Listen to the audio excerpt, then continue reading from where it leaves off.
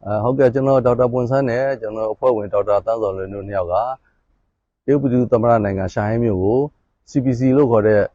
China Communist Party ရဲ့ဖိတ်ကြားချက်အရလေ့လာရေးခီးနဲ့နောက်ဆွေးနွေးပွဲ dialogue ပေါ့နော်ဒီတစ်ခုကိုတက်ရောက်ဖို့ရောက်ရှိခဲ့ခြင်းဖြစ်ပါတယ်သူတို့ရဲ့ဖိတ်ကြားချက်နဲ့ကျွန်တော်တို့ရှန်ဟိုင်းမြို့မှာကျွန်တော်တို့4ရက်လောက်နေပြီးတော့ကတော့ကြာမှ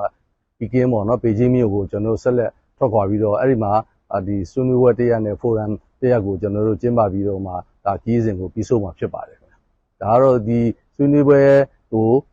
ုလောက်လာရတဲ့ရည်ရွယ်ချက်တွေကတော့တရုတ်ကွန်မြူနစ်ပါတီရဲ့သူတို့ရဲ့လက်ရှိကျင့်သုံးနေတဲ့မူဝါဒလမ်းစဉ်တွေကိုကျွန်တော်တို့လေ့လာနိုင်ဖို့နဲ့သူတို့ရဲ့အဓိကသမိုင်းဝင်ထောက်ထားဒီဖြစ်ခဲ့တဲ့ဒီကွန်မြူနစ်ပါတီဒီတည်ထောင်ခဲ့တဲ့ဒီဖြစ်စဉ်တွေကိုလေ့လာဖို့နဲ့နောက်ဒီကျွန်တော်တို့နဲ့သူဖိတ်ကြားခြင်းခံရတဲ့ဒီရှေ့တောင်အာရှနိုင်ငံပါတီတွေနဲ့အချင်းချင်းအမြင်ချင်းဖလှယ်ဖို့နဲ့နောက်အဓိကတော့ CPC ရဲ့ကျွန်တော်တို့ဒီလက်တွေ့လှုပ်ဆောင်မှုတွေနဲ့ theory သဘောတရားတွေကိုကျွန်တော်တို့နိုင်ငံပါတီတွေကနိုင်ငံရေးပါတီတွေကနေပြီးတော့ဒီမြင်ချင်းဖလှယ်ဖို့အဓိက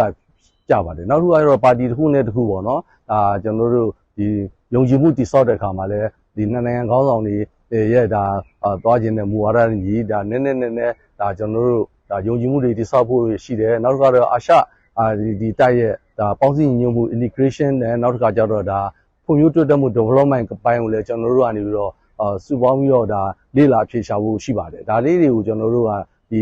ီကိုယ့်ရဲ့ဒီအာရှတိုက်တွင်းမှာရှိတဲ့အထူးသဖြင့်တော့ Southeast Asia မှာရှိတဲ့နိုင်ငံတွေကပါတီကိုဖိတ်ပြီးတော့ဒီနိုင်ငံမှာကျွန်တော်တို့အားလုံးတွေ့ဆုံပြီးတော့မှဆွေးနွေးညှိနှိုင်းဖြေရှာလေ့လာကြတဲ့ကြီးစဉ်ပဲဖြစ်ပါတယ်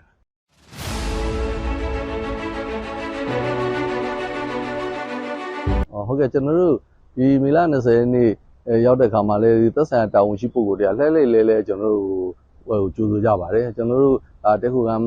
ရောက်တဲ့အခါဒီကိုသူတို့အနေနဲ့လူတွေသိမရှိကြိုဆိုပြီးတော့နေရာချထားတယ်နောက်ကျွန်တော်မနေ့ကပေါ့နော်မနေ့ကကြတော့ကျွန်တော်တို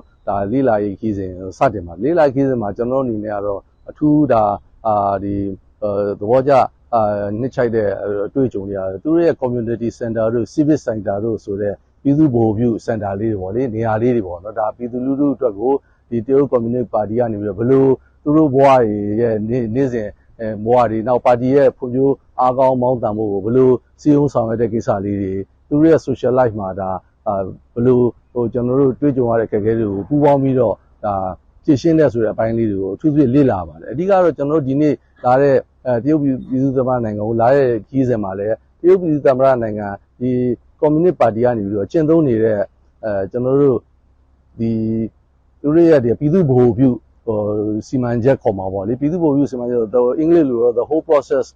ဒီ people's democracy ပေါ့လေဒီလမ်းစဉ်ကိုကျွန်တော်တို့သူတို့ theory နဲ့လက်တွေ့ဘဝမှာဘယ်လိုပေါင်းစပ်လုပ်တယ်ဆိုတဲ့အချက်ကိုကျွန်တော်တို့လေ့လာဖို့ကအဓိကပါပါတယ်အဲ့တော့မနေ့က community center တစ်ခုနဲ့နောက်တစ်ခါတော့ civic center လို့ခေါ်တဲ့ဒီဝန်ဆောင်မှုပေးတဲ့ဒီဒါနတစ်ခုမှာတော့ပါတီကနေပြီးတော့ပြည်သူတွေရဲ့ဒီလူမှုဘဝဖွံ့ဖြိုးတိုးတက်မှု